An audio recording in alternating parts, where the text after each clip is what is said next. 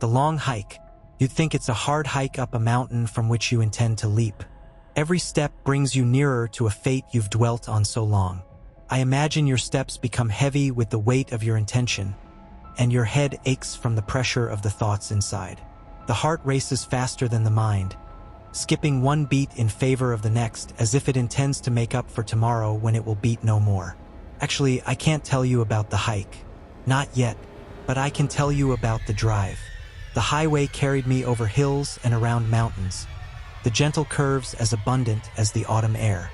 I checked my mirrors, and as I was certain I was the only one for miles, I stole a glance to my left at the amazing mountains as far from me as the ground from their peaks. Where the first exit for miles was marked, I parted from the highway. Favoring the crisp outside air over the peaceful silence of my car's interior, I rolled down my window. A friend told me about this trail. He is into hiking, fishing, canoeing, and everything else outdoors. I enjoyed it as a kid and would likely enjoy it still, only I never made time for it.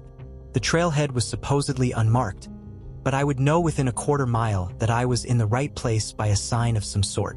I don't recall what my friend said the sign read. No swimming, or, more likely, no rappelling. The shadows from the pine trees to my right stretched farther towards me than the trees to the sky. The sun was already only just above the horizon.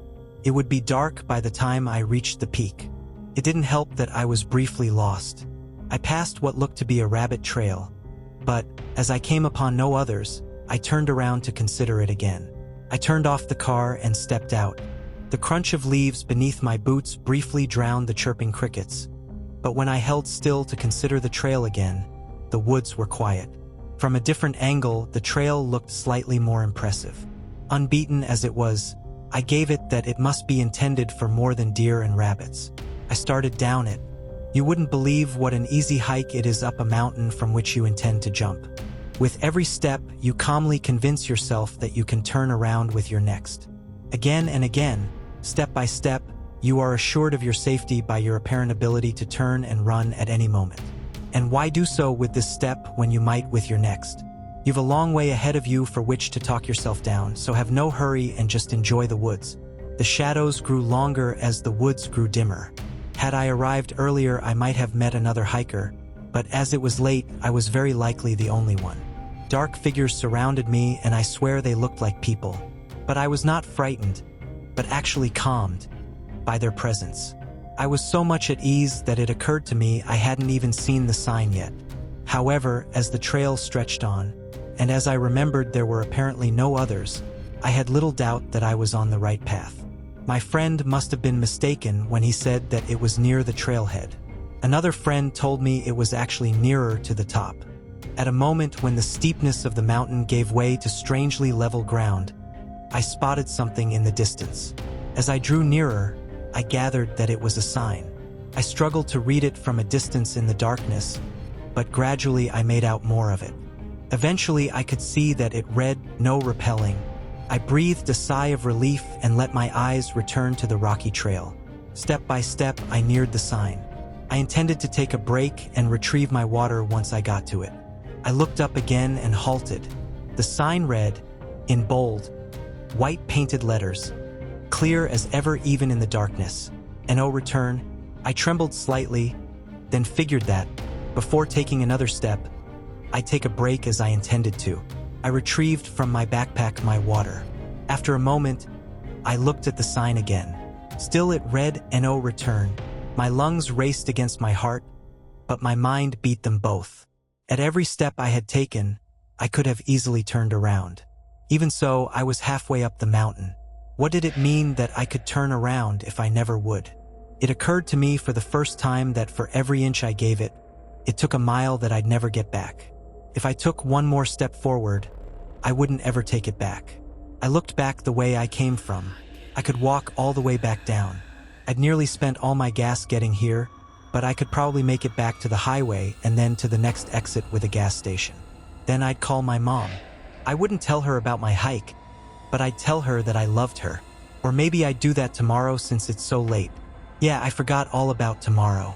Tomorrow left my mind again as I looked back at the sign. No return. Did this sign really indicate that I wouldn't turn back?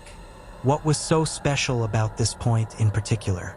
The sign could just as well be 100 steps ahead. I would have stopped at it just the same. I would have thought these thoughts just the same. Though my heart was racing, I thought about putting my foot right across the imaginary line that the sign drew over the trail. I'd do that and then turn around and go, and I wouldn't give the sign or the trail behind it another glance. In a moment of mindlessness, I did it. I put my foot over the line, then removed it. I took 10 steps back just to be sure.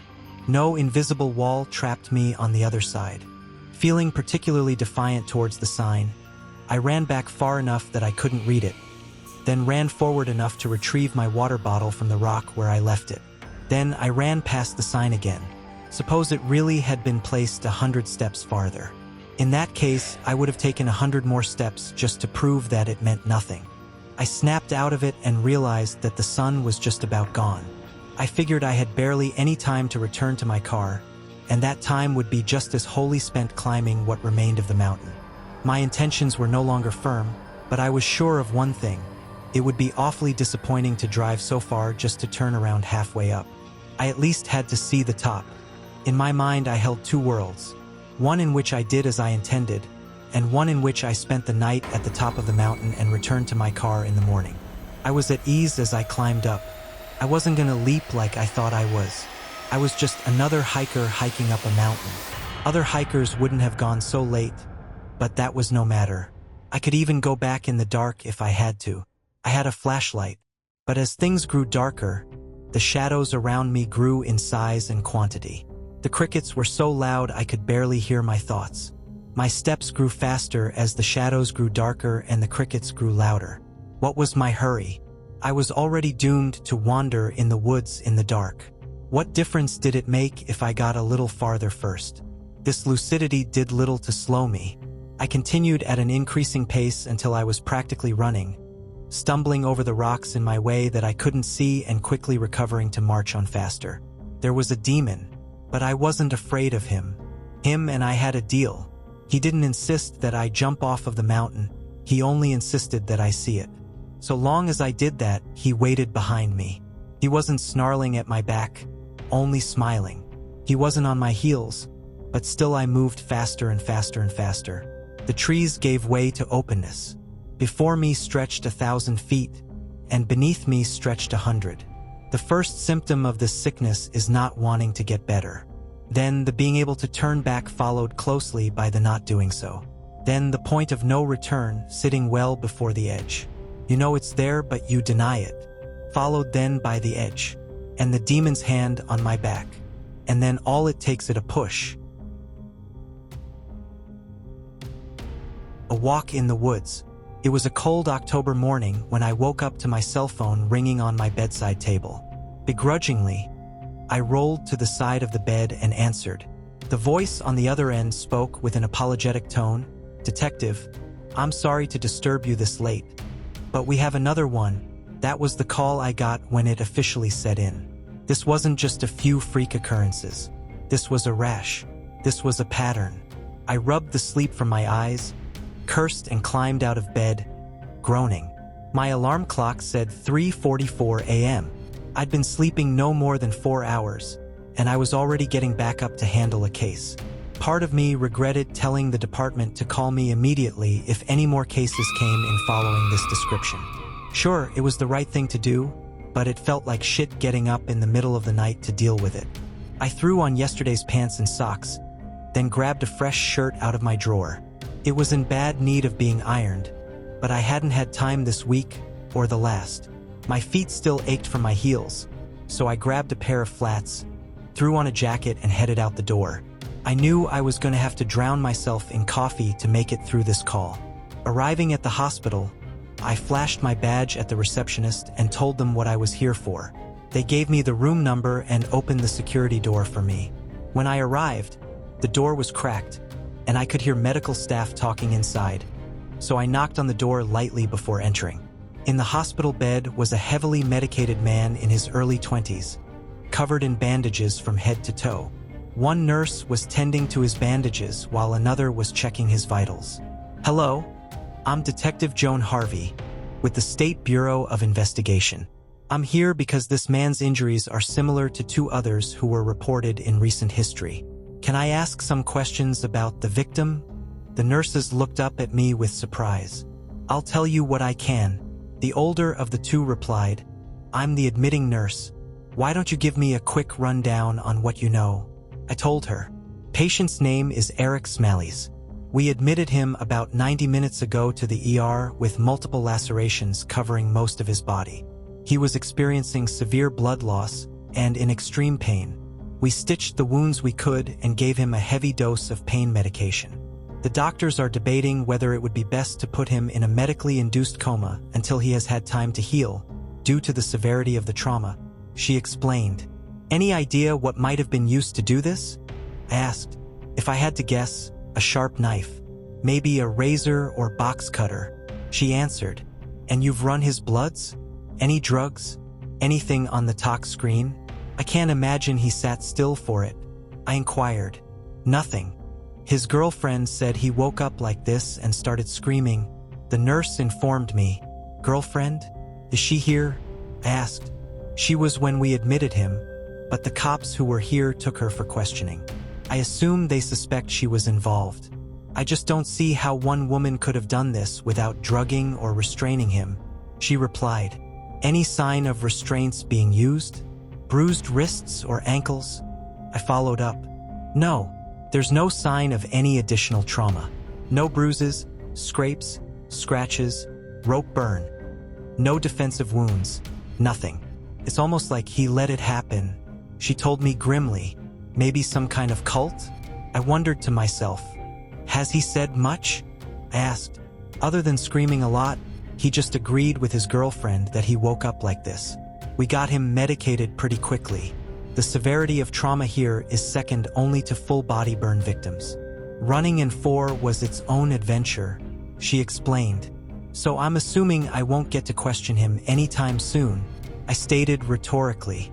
No ma'am, I expect he will be medicated for at least a week. Once the pain subsides, I can only imagine the itching will be its own hell. She looked at the bandaged victim with a mix of horror and sympathy. Any pictures of the wounds? I asked. No, ma'am, we were in a rush to treat. She answered. Would you do me a favor? Next time you do his bandages, give us a call. I'd like a forensic photographer nearby. I explained. Yes, detective. Anything else we can help with? She asked. I think that's all for now. I have to go find his girlfriend. I stepped out into the hall and called the station. They let me know the girlfriend was being held there for questioning. Keep her a little longer. I'm on my way. I arrived at the station at 5:30, as the sun was starting to creep up on the horizon. I'd already finished 1 large coffee with a double shot of espresso and was ready for another. Outside the interrogation room were the 2 officers who had already interviewed her. What's she told you? I asked. She just keeps saying he woke up like that. We sent a couple guys to their house to check for signs of a struggle. The officer explained. Do you think she did it? Any signs of a fight on her? Blood? I asked. Plenty of blood, but she just helped her boyfriend, who looks like he lost a fight with a weed whacker, get to the hospital, so that's to be expected. No bruises, scratches, or anything else you'd expect from trying to harm a resisting man who has at least 40 pounds and 12 inches on her. He explained. Could it have been someone else? Maybe she paid someone? Any reason to believe she's complicit? I asked. No idea. It seems the most likely reason, but still leaves more questions than answers. If the guy even says he woke up like that, they're both lying to hide something. The officer told me. Sounds about right. Okay, I'm gonna have a chat with her. I told them. Go right ahead. But good luck, she's fried. The girl is a wreck. She's had multiple breakdowns already. The officer explained. I'll go easy, I answered and stepped into the room. Julia Gautier, is it? I asked, closing the door and walking over to the table. She didn't look up. She was gently touching the bloody cuffs of her night shirt and nodded shortly in acknowledgement. I'd like to ask you a few more questions. I know you've already talked to several officers. We want to do our best to find out who hurt your boyfriend. Can you tell me where you 2 were last night? I asked. She took a deep breath. and with a shaking voice and a short attitude, explained, "We went on a date in the woods.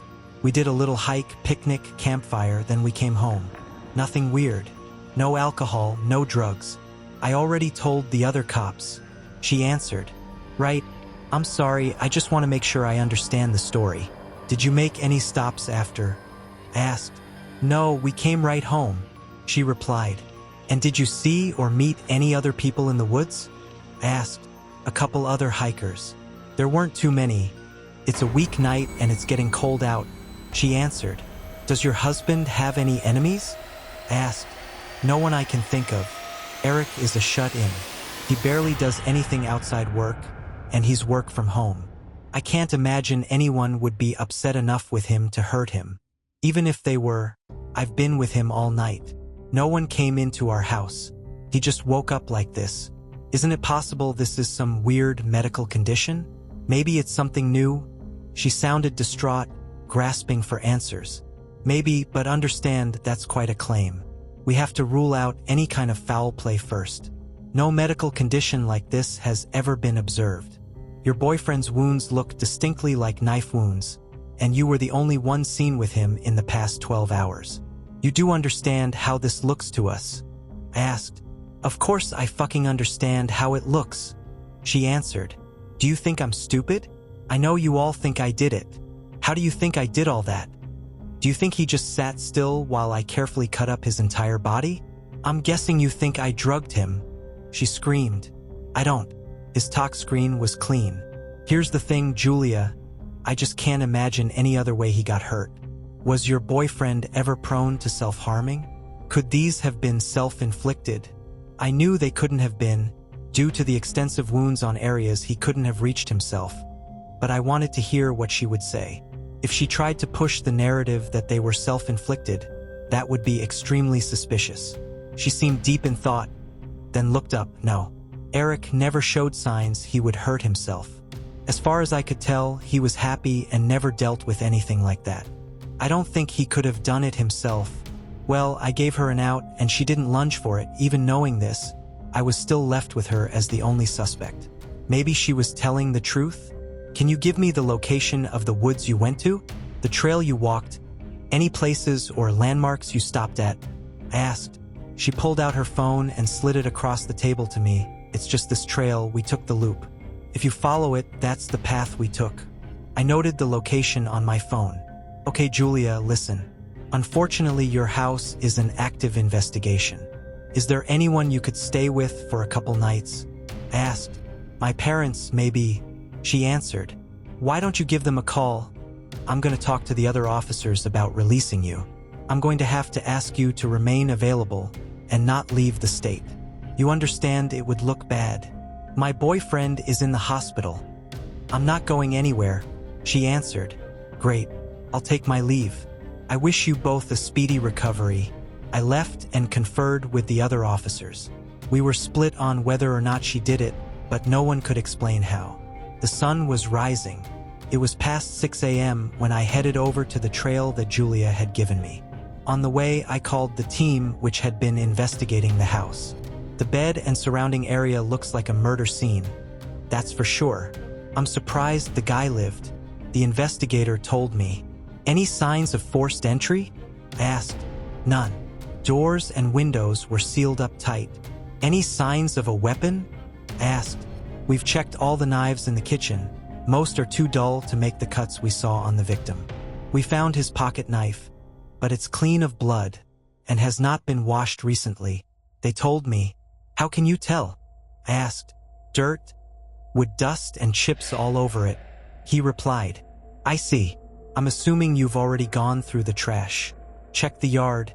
Any holes in the walls, basement, toilet, attic. See if he has razor blades around. Did we check out the girlfriend's car?" "Yeah, we went through it when she was being held with her permission. Nothing in there, just a lot of blood in the passenger seat," they replied. "Maybe she dumped it on the way to the hospital. Have someone trace the route and see if there's any nearby rivers, ponds, anywhere she might have gone to dump it," I suggested. "It's all woods out here. She could have thrown it anywhere," they answered. Fuck, they were right. Okay, just stick with the house and surrounding area then. I want to check out another lead. I hung up and stared at the entrance to the hiking trail. I wasn't really sure what I expected to find here, but it was the last place they had been. Maybe there was something more they weren't telling me? I was thankful for picking my flats today as I started down the root-covered path. The dirt was hard-packed, but covered in long pine needles which made it slick. After about 40 minutes, I came to what must have been the spot they stopped for their fire and picnic. There was a recently extinguished fire pit with 2 logs functioning as seats beside it. I started to circle the site looking for anything unusual. Walking to the edge, I looked into the woods for any signs that they were watched or followed. Scuffs in the leaves, broken branches, anything but nothing stood out. As I circled the campfire site, I came to a tree that caught my attention. Freshly carved in the tree were the names Eric plus Julia. It was strange. The sap had begun to harden, dripping from the deep gouges in the tree, and it was as red as blood. Seeing nothing of note here, I followed their path the rest of the loop back to my car and sat down in the driver's seat. My feet and legs ached, and out of a sense of unease, I locked my door, then leaned back my seat to rest a moment while the heater reinvigorated my cold limbs. The 2 previous victims had recently gone hiking as well. Could there be some kind of stalker in the woods? They were both couples, too. Perhaps some kind of jealous aggression? I sat up and grabbed my phone, then called the department. Do we have the details on the first 2 related cases? Both also reported recently being in the woods. Did they disclose where? I waited while they ran the records. They were able to give me the woods recently visited by one of the 2 previous victims. I asked them to follow up with the other and call me as soon as they knew, and headed off to the second area. It was about 30 minutes away in a nearby town. I stopped for some breakfast and another coffee on my way, and picked up a pair of hiking boots from my house. I wasn't going to check 3 hiking trails in my dress loafers.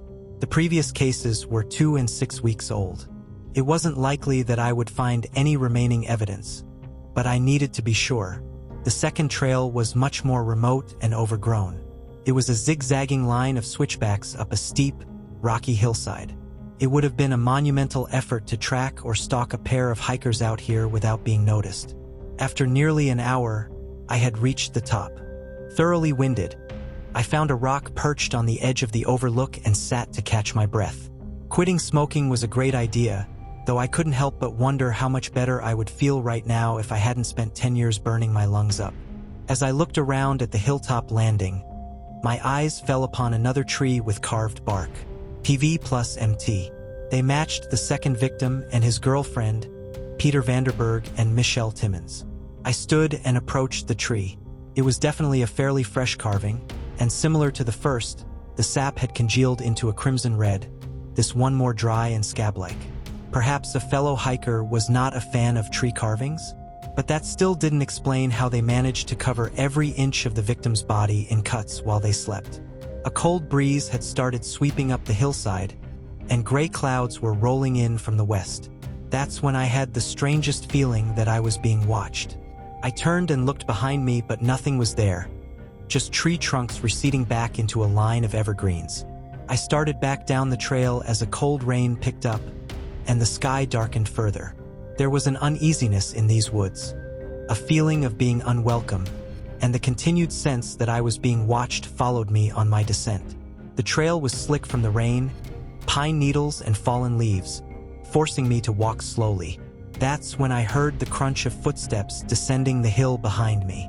I turned and looked back to see a large man in a black coat and dark jeans coming down the hill behind me. I didn't know why, but I got an uncomfortable feeling. I hadn't seen him on the way up. Had he been there watching me the whole time? Or was there another trail I hadn't seen? I continued down the hill with a quickened pace, but the unstable ground, coupled with my growing fatigue from the first hike, were causing a struggle. The man behind me on the trail, however, seemed unaffected by the ground condition or weather, and was gradually catching up. I quickened my pace past what I felt was safe, and started stumbling down the hill in a half-jog. Landing hard on my heel, I felt a painful shock run up my leg. I thought I was fine, until a few steps later, a hot pain in my ankle demanded my attention. I stopped and moved off the path. As I bent over to rub my ankle, I reached inside my coat and unbuckled my sidearm. The man would surely catch up while I was recovering. He continued to approach 50, 20, 10 feet until he was right next to me. "Hello. Strange day for a hike," he said as he approached. "I like to go on weekdays, less people." I responded. "Is everything okay? You hurt your foot?" he asked. "Yeah, just hurt my ankle a little back there. Taking a break to recover," I answered, keeping my eyes on him and preparing to grab my weapon if needed. "Here." He held out his hiking stick to me. "It's a bit big for you, but it should help get you back down safely," he explained in a friendly voice. "I'm okay, thank you," I answered, staring down the winding trail ahead of me. I still had a long way to go. No, I insist." He extended the top towards me. If he wanted to hurt me, he could have. I reached out and took the top and he let go. "Thank you. What's your name?" I asked. "Evan Little River. And you?" "Joan," I answered. "Joan. Well, I hope I didn't startle you. I can imagine it can be uncomfortable for a woman to be out here alone with a big man stomping down the trail behind her." He smiled. "No, it's okay," I answered. "Well, I'll tell you what, Joan. I can help you back to your car if you'd like. Or I can go on ahead if you'd prefer to walk back on your own." "Why don't you walk with me, Evan? I'd like to ask you a few questions," I answered. "Sure thing. Whenever you're ready," he responded pleasantly. I put some weight on my ankle and it seemed okay, but I leaned on the walking stick for added security. "Do you walk this trail often, Evan?" I asked as we started moving. "Oh yes, this is the trail of my ancestors," he answered. "Your ancestors? You mean you're Native American?" I asked. "Yes, I know it's not immediately obvious looking at me, but I've got quite a bit of Pequot in me," he answered. "My grandfather taught me a lot of Native Americans' traditions. He'd take me on walks through these woods and tell me all about their history and legends." "Oh really? That must have been fascinating. These woods must mean a lot to you, Evan," I replied. "They're very important to me. I feel a sense of oneness with them. It's a feeling of belonging that I can't get in the towns and cities," he answered. "It must be pretty upsetting. All the people who come in here, littering, damaging the forest." I suggested, watching how he would respond. "Upsetting? Yes, but they're hurting themselves as much as me. They don't realize the woods don't belong to me or anyone. They're a gift for us all to enjoy. When people litter or harm nature, they're only hurting themselves," he explained. "I wonder sometimes if there's really a karma. I can't help but wish something would happen to them, you know? Like they're hurting nature and they get away with it. It's a shame there can't be park rangers everywhere to watch them." I feigned anger, but it didn't require much acting. People who litter truly do infuriate me. I don't see a need to be angry. Some folks just weren't raised with the same values as you and I. Besides, nature has a way of taking care of itself. My grandpa used to tell me a story. No, I probably shouldn't share that. "I'm sorry," Evan trailed off. "Has anyone ever accused you of being a tease, Evan?" I asked. Evan laughed. "I can't say they have." "Fair enough. There is a legend of a spirit that avenges those who harm nature. I think it was just something that elders would tell their children, and began telling the white settlers to scare them off from destroying the forests.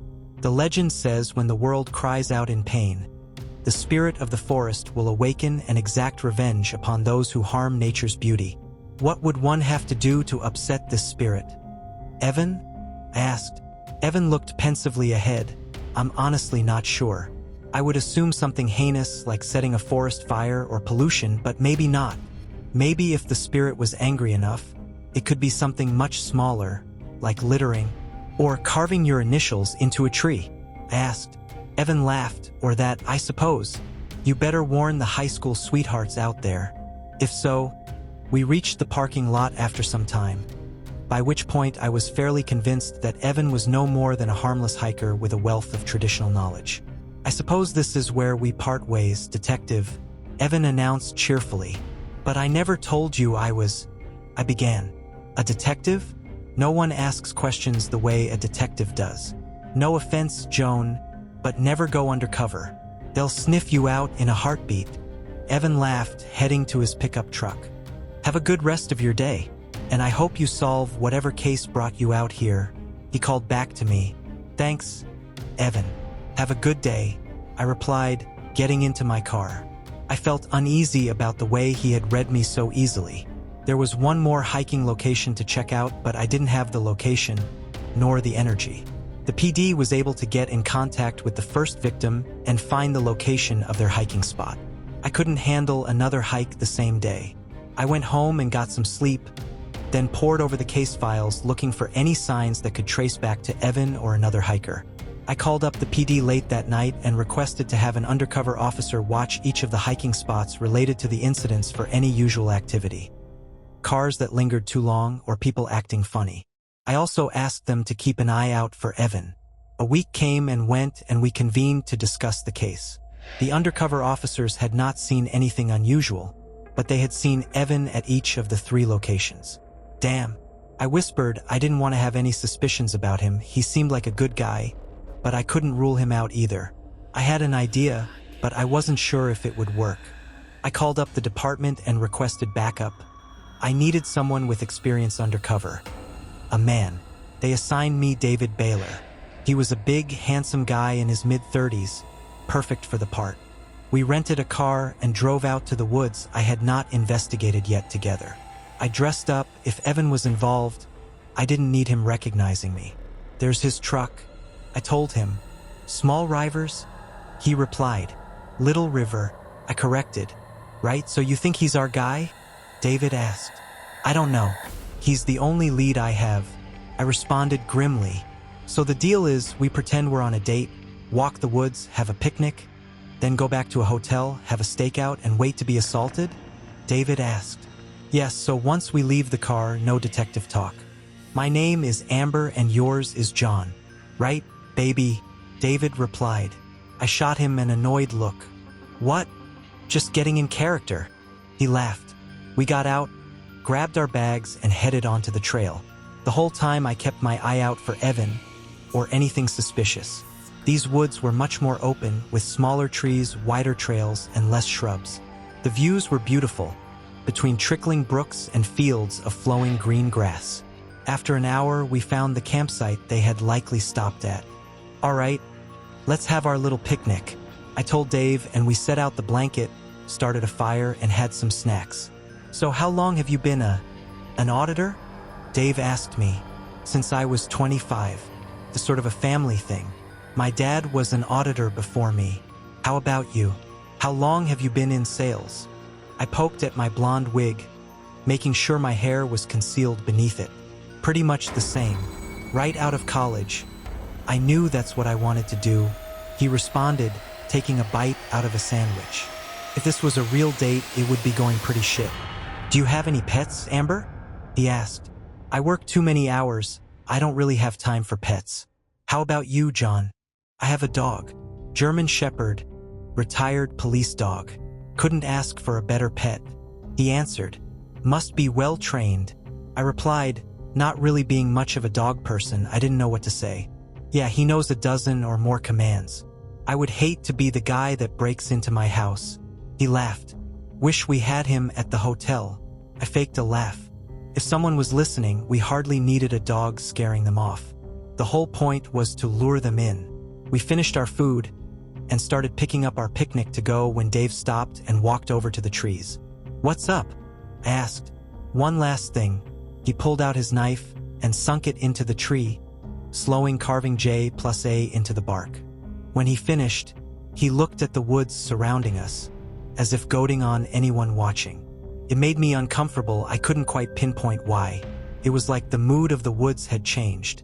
The birds seemed quieter. The wind went still. He folded his knife up and stuck it back in his pocket. All right, Amber, let's get back to the hotel. We're staying at the Moonlight Inn, room 37, right? He asked loudly. Why, yes, John. That's the one. I answered. Great. Can't wait to get back for a little drink and some fun. He smiled and waited for me by the trail, and we walked back to the car together.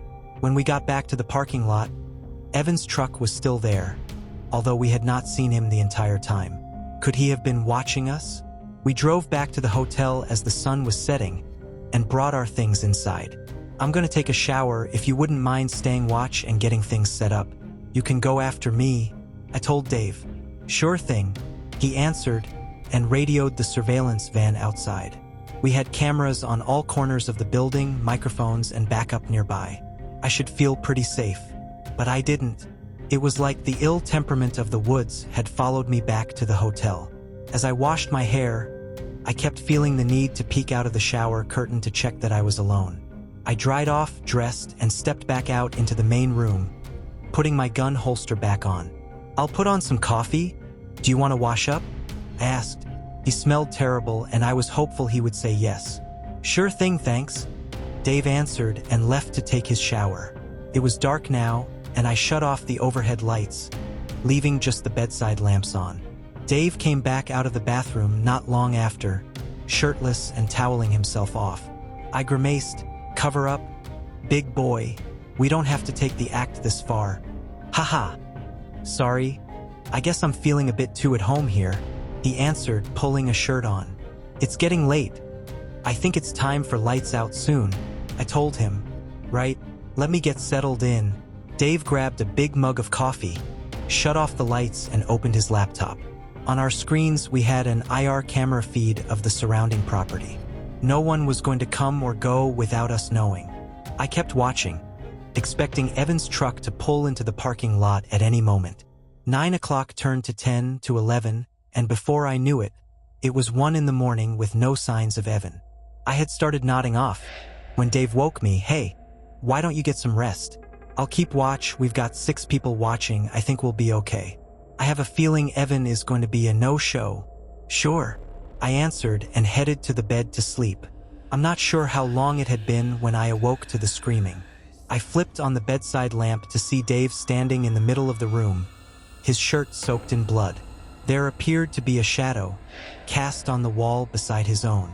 By the shadows, it appeared like a thin, tall person was standing next to him, but I couldn't see anyone there with my own eyes. I watched as wounds opened on Dave's skin, climbing from his hands, up his white shirt, coming closer and closer to his chest. Holy shit, Dave, I shouted. The shadow turned and looked at me, but still, nothing was there. I flipped on all the lights, and the wounds stopped. The shadow disappeared. Dave fell to the floor, gushing blood from the cuts which had reached the outer edges of his chest and the tops of his thighs. He was screaming in agony, just repeating, "Please stop. Oh God, please," when the backup crew burst in the door as I made the call for paramedics. Dave was taken to the hospital where it took over 600 stitches to mend his wounds, and he was heavily medicated for weeks.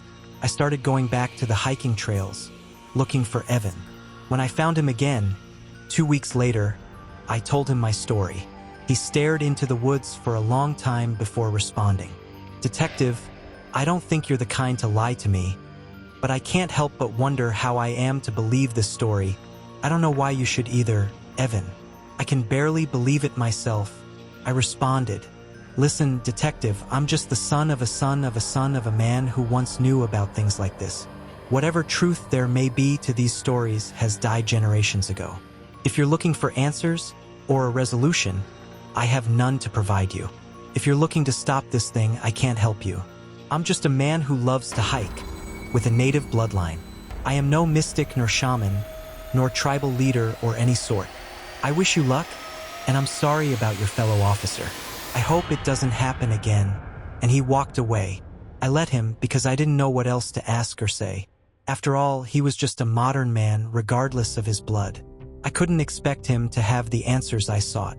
I spent years searching for tribal leaders and anyone with ancestral knowledge who would talk to me about what I saw, but they all turned me away and treated me like I was crazy.